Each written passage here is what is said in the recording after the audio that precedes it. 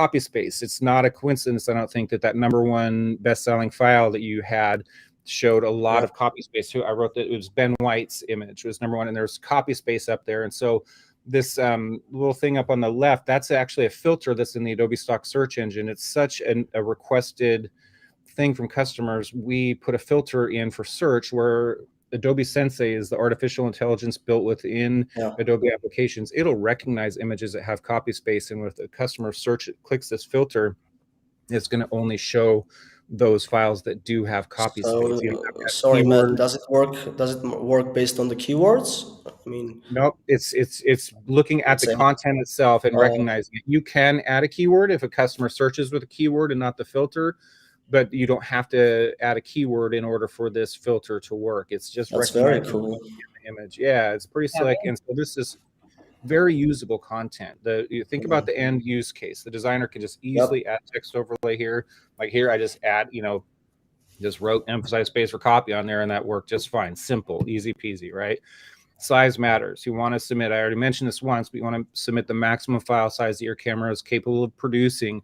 And the reason for this at Adobe Stock specifically is that customers can type in the minimum file size they're willing to accept. And it could just be an arbitrary random number that they put in, even if they're just doing a blog post. Maybe they just read somewhere that they should only buy images that are 3,000 pixels on the long side or whatever, right? And so if you do something 2,400 pixels across, it's not going to show up in search if they're using this filter. So submit the maximum file size your camera can produce. Don't unnaturally up-res your files, but do submit the maximum. And Eric, you already talked about this, is seeking alternate angles, and I mentioned it too, shooting left, shooting right, get your drone up in the air. There's a big market for that, still images and videos. I find the best drone footage that sells actually does incorporate people. I shoot a lot of lifestyle content, and that's what works best for me. And so when you're able to do that, we have a lot of drone footage and imagery of landscapes and so on, and it does sell, but there's a massive amount of it out there already. And so know that the competition is really fierce, and so it's a little bit tough. You have to be unique, with the shots, but gotta be unique. Get yourself a drone. Get a drone, yeah, man. Tell a story with your stock. Like, don't just do a snapshot or a portrait. Like, get in and get to know your subjects, whether it be your family or friends, people you know, or if you're hiring models. Like, be in real situations. That's my next slide. Keep it real. Customers are looking for it's a cliche word, it's a buzzword, it's been overused for years, but it's the only word it is. But authenticity, I'm sorry to say it, but there's no other word for it. Like, people are looking for authenticity in their content. Real people in real locations doing real things with real expressions.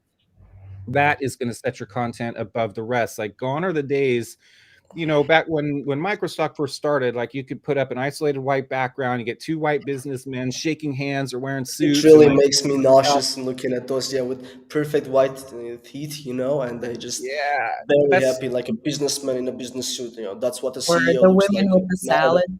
Yes, been there, done that, sold the movie rights, right? Like, that's we've moved on to the next era, and realism, real people, real situations, accurately representing the diverse world that we live in.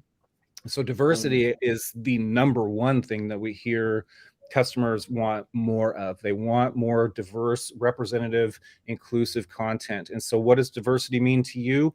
That's what you should be capturing. It means something different to everyone. It's not just about ethnicity. It's not just about age. It's not just about sexual orientation or whatever. Like, we live in an amazing world filled with amazing people, and we should accurately represent them in stock to the best that we're able to do that. It's our responsibility as stock photographers, videographers, illustrators to do so. And by doing so, you are giving yourself a huge advantage when it comes to potential for sales, because this is the #1 thing that customers are asking for and have been for some time and continue to ask on a daily basis. Not one day goes by in my work when this isn't brought up. So just a heads up on that.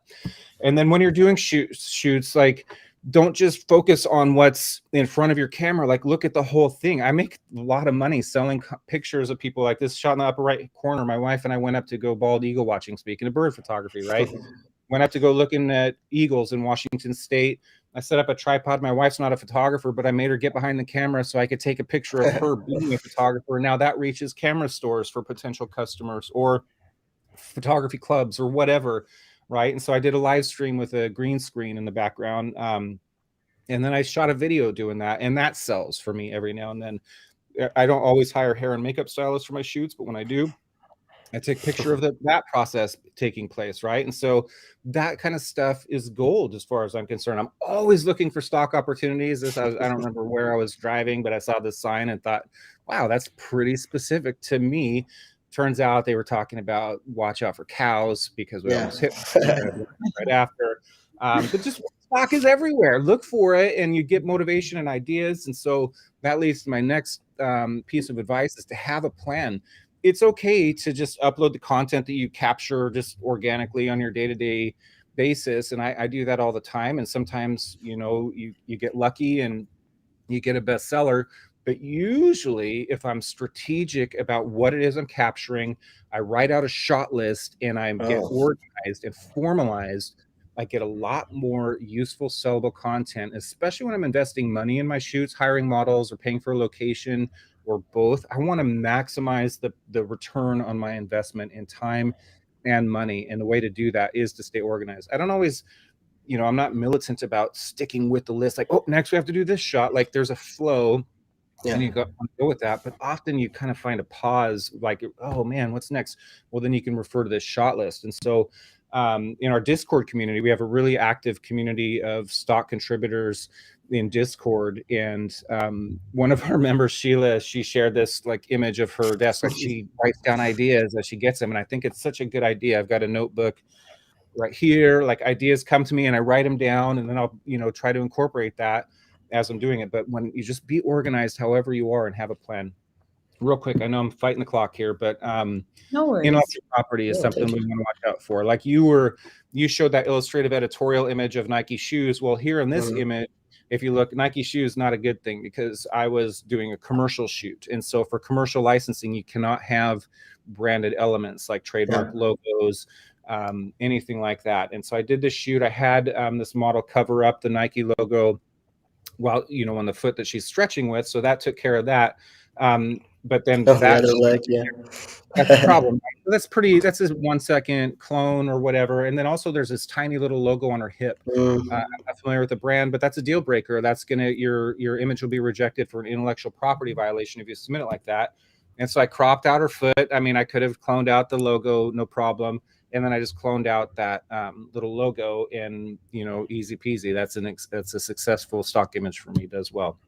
And so if you're just getting started, if you're watching this and you haven't submitted stock content before, I'm asked this all the time, like, what should I shoot? Well, my question is always, what do you like to shoot? What do you love to shoot? What do you love? What are you passionate about? That's what you should do. Because if you're into birds, like you talked about, Eric, like if you're into birds, you're going to be a better bird photographer than I am. Like I had a great time shooting them, but I didn't know anything about them at the time. Right.